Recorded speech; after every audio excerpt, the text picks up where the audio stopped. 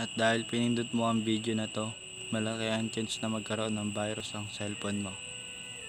Isa lang ang way para mawala ang virus dyan sa cellphone mo. Pag-subscribe ka sa channel ko at i-like ang video na to at malaya ka na, wala ka ng virus. Hindi na mababirusan ang cellphone mo. Hindi na rin mababirusan ang laptop mo. Lahat. Subscribe. Yo, what's up guys? Welcome sa bagong video at ang ituturo ko sa inyo ngayon ay Spolarium by Eraserheads. And isang OPM classic na sumikat dahil sa isang pagkakasala ng isang sikat na tao. Anyways, kung hindi nyo pa napapanood yung cover ko nito, panoorin nyo muna. Ayan, link sa description. At itong arrangement ko na to is walang slap na may kasamang pite, kaya hindi kayo malilito. Let's do this. So sa unang part, mag-E major shape kayo. Ayan, E major. Pero kahit wala na tong index nyo, ayan, kasi ang kakalabitin nyo lang dyan is 4, 5, 6 string. Ayan, i-strum nyo yan. So, ganun. Tapos dalawang kalabit sa 4th string, open second,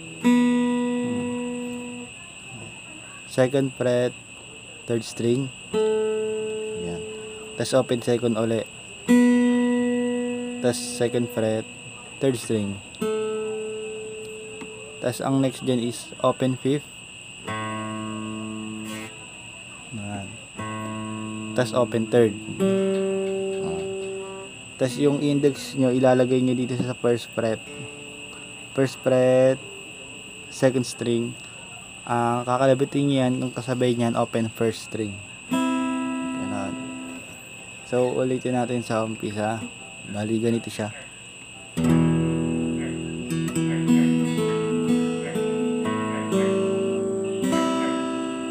Ganun. Ang next din is di naman ang next chord doon. So open 4th yan. Isang kalabit sa open 4th. Yan. Dalawang kalabit dito sa second fret 3rd string. Yan. Open second, first fret second string, open second ulit.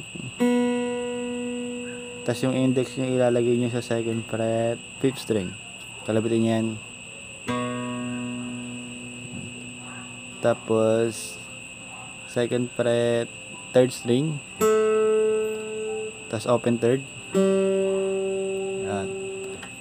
Ulitin natin sa umpisa, mga lads. Bali meron tayong ganito.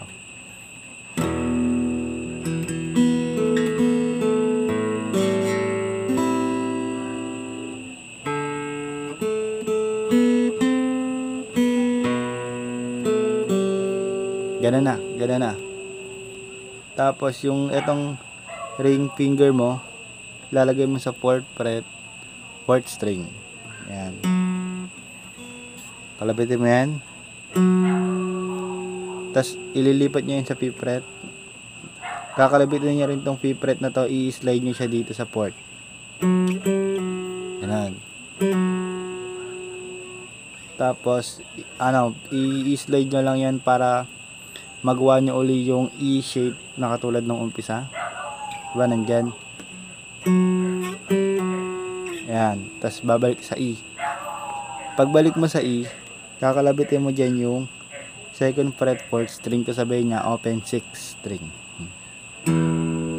Ayan. So ulitin natin sa umpisa ng umpisa. Ayan.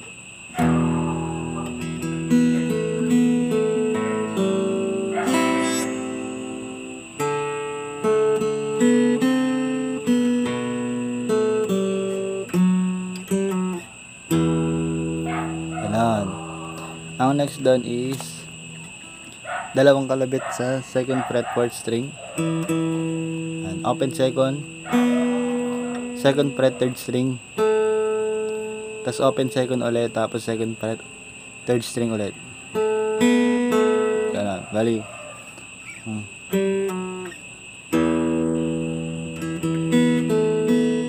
Yan. Mula dito sa ganitong shape, napupunta kayo dito. 'Di ba? Dito sa yan, E minor shape 'yan eh. Yung pinky nyo ilalagay yung second fret, third string. Tatanggalin nyo ngayon yung middle finger nyo. Yung middle finger nyo kasi ilalagay nyo yan dito sa second string, first fret. Yan. Bali, naka A minor na yan. A minor yung shape na yan. Ang kakalabitin nyo dyan is 5, 4, 3. Sunod-sunod yun. 5, 4, 3. Tapos magkasabay yung 2 saka 1 na string. Bali, yan. Ganun siya.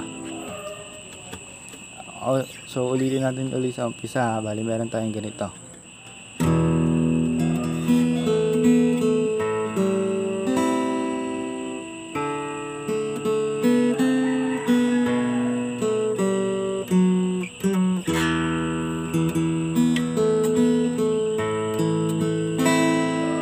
Yan, doon na tayo natapos.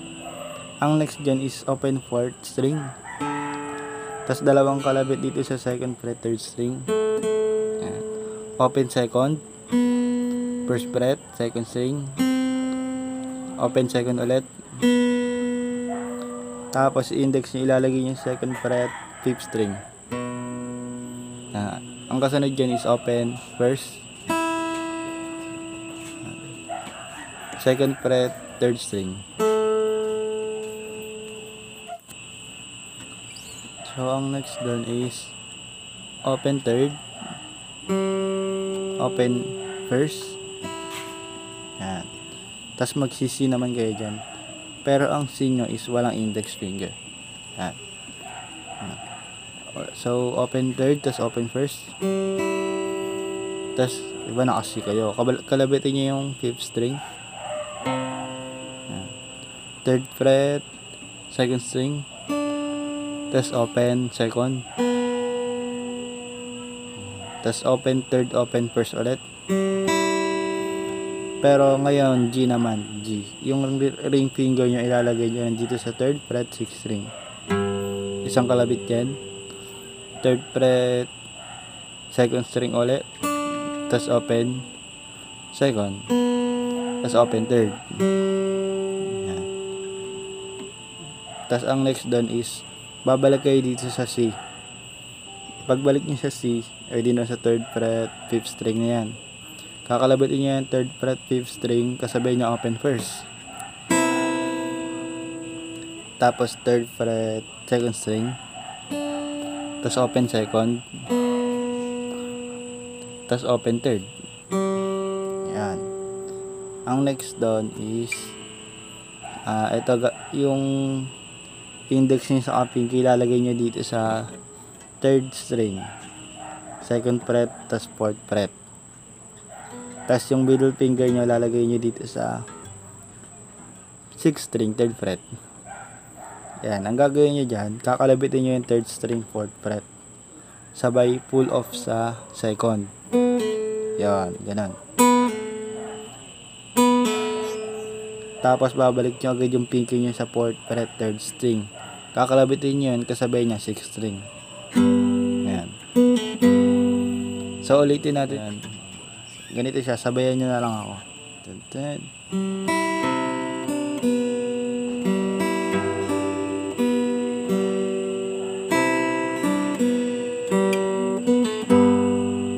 Yun, ganun siya. Ang next down is open third, tas open first ulit, magkasunod. And third fret, fifth string. Third fret, second string. Open second. Tas dalawang beses yung open third string. Kasunod nyan, open first string. Yan, mag-G na uli kayo dyan. Ring finger nya, third fret, sixth string. Isang kalabit yan. Yan. Tas yung pinky nya, third fret, second string. Isang kalabit dyan. Ang next dyan is open second string. Tas open third. Tas open first. Yan. Tas babalik na kayo sa C ulit. Isang kalabit dyan sa fifth fret, third string. Yan. Tapos dito pinky nyo, 3rd fret, 2nd string, isang kalabit dyan. Ayan. Tapos open 2nd, open 3rd, open 2nd ulit. Yan, hanggang doon lang muna. Tapos ulitin natin sa ulitin natin sa dan dan dan dan dan, ganon. Sabayan nyo ako.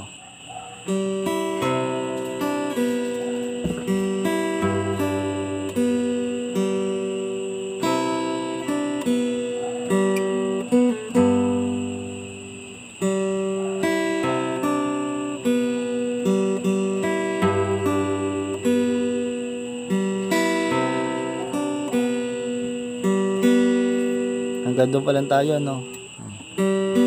Ayan, open 3rd yun. Tapos open 2nd. Ayan. Tapos yung index finger niya, 2nd fret, 5th string. Ayan. Tapos magbi-B minor shape na kayo niyan. Di ba, 5th string, 2nd fret.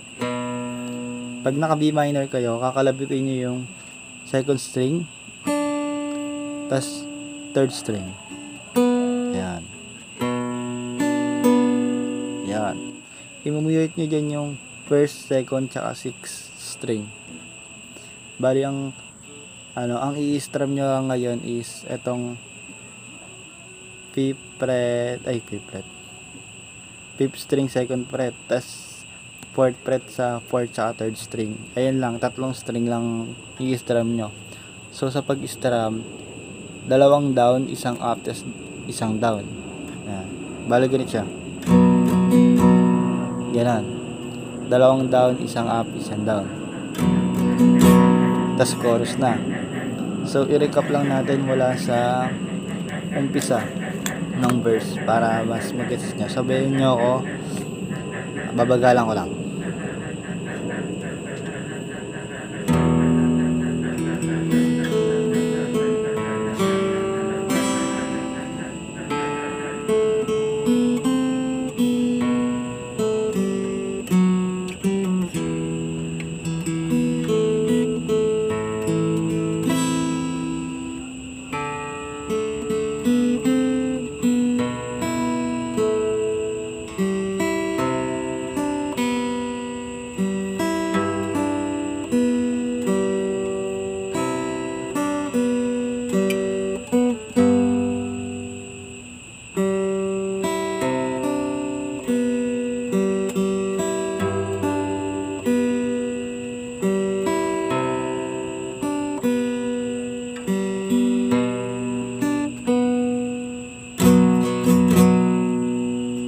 Yon, ganun siya. Tapos chorus na. Sa chorus naman, di ba from B minor tayo, no? Bali, nakapindot dyan yung 3rd string, 4th fret. Kakalabitin niya yung 3rd string, 4th fret, i-slide niya sa 2nd fret. Yan. Tapos, index finger, 1st fret, 3rd string. Yan, isang kalabit lang dun. Yan. Pagka napindot niya nila na index, idugtong na niya rin tong middle finger nyo sa ring finger nyo. Ilagay nyo dito para magmukha siyang E major. Yan. Pag naka E major na kayo, ang kakalabitin nyo dyan is 6, 5, 4 tas sabay yung 2, 3. Magkasunod yun, 6, 5, 4 tas sabay naman yung 2 saka 3. Bali ganito na. Ganon. Ulit sa chorus. Ganun siya. Tapos, di ba nandito para ng index nyo. Kakalabitin nyo yung 3rd string. Hammer 2nd fret. Hammer nyo ng pinky nyo. Tapos, open 2nd. Ganon. Bali ganun siya.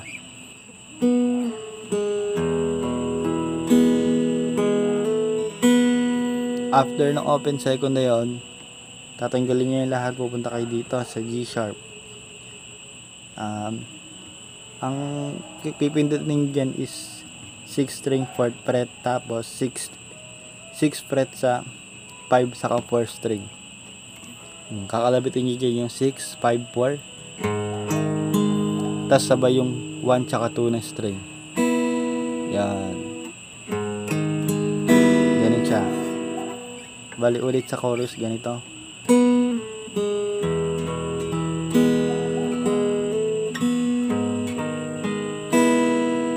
Yan.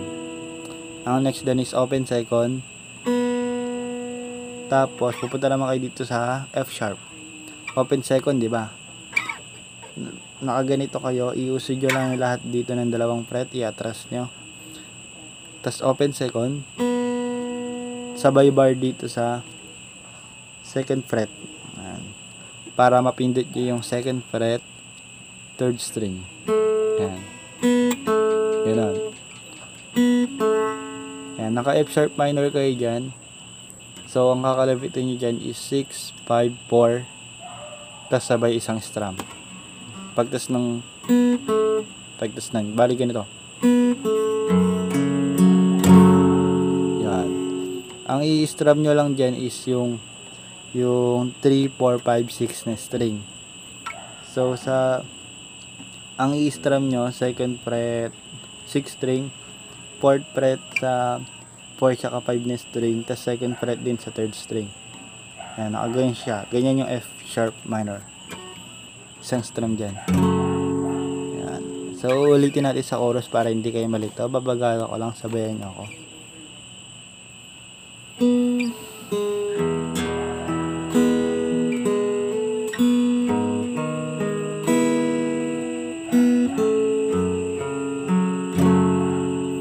Ayan. Ang ganda na tayo. Ang next doon, pwede nakabar ka sa second fret, no? Second fret, third string. Tapos yung pinky nyo, lagay nyo sa fourth fret, third string. Tapos isa pang kalabit dyan sa third string, pero i-slide dyan sa fifth fret. Yan. Yan. Open fifth. Fifth fret, third string ulit. Tapos isa pa, pero i-slide pa ganan. Yan. Tapos pupunta yan dito sa second fret, third string. Tapos isang kalabit diyan. Tapos isa pa, sa pangalawa na yon, pull off siya sa first fret.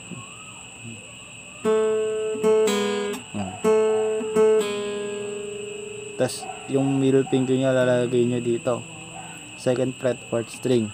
Kakalabitin niyan kasabay niya open 6. Yan. Bali mula dito sa F.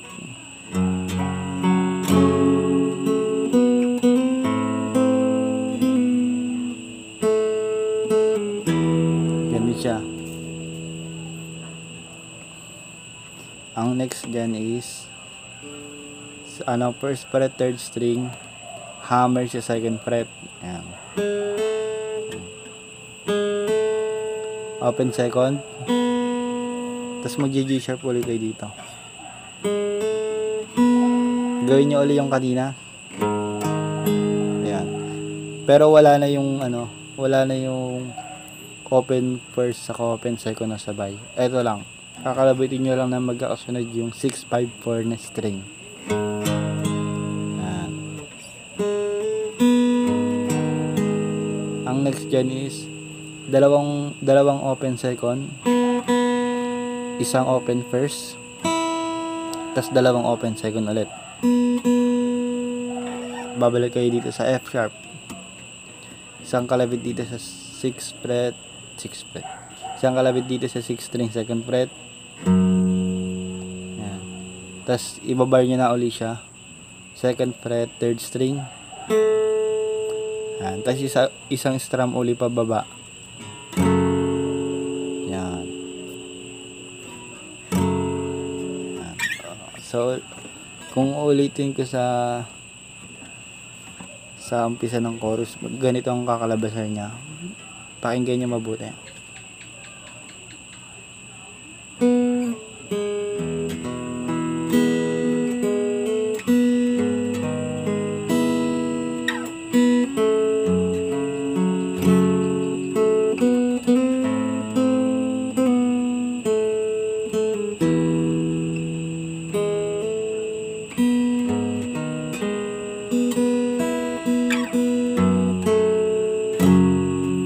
Yan, ayan ang next doon.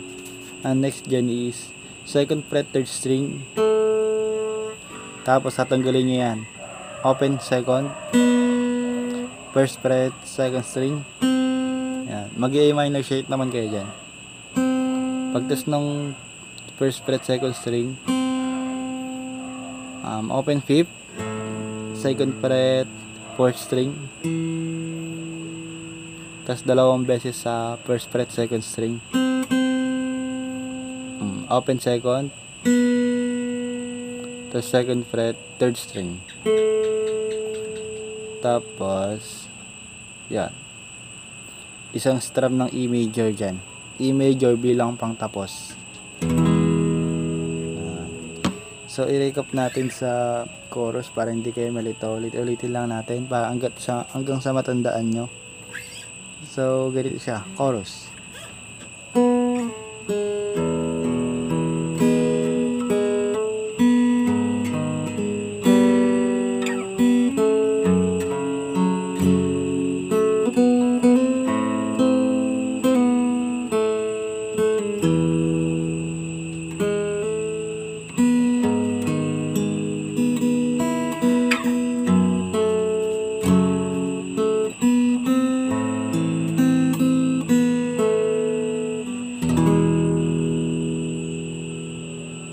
Yo, at doon na nga nagtatapos ang ating tutorial mga lods.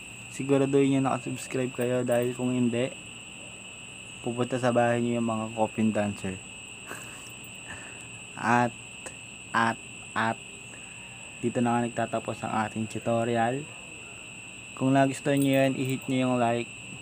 Mag-subscribe na rin kayo para updated kayo sa mga video ko. Help nyo ako ma-reach ang 1K subscriber. Guys, stay safe, peace.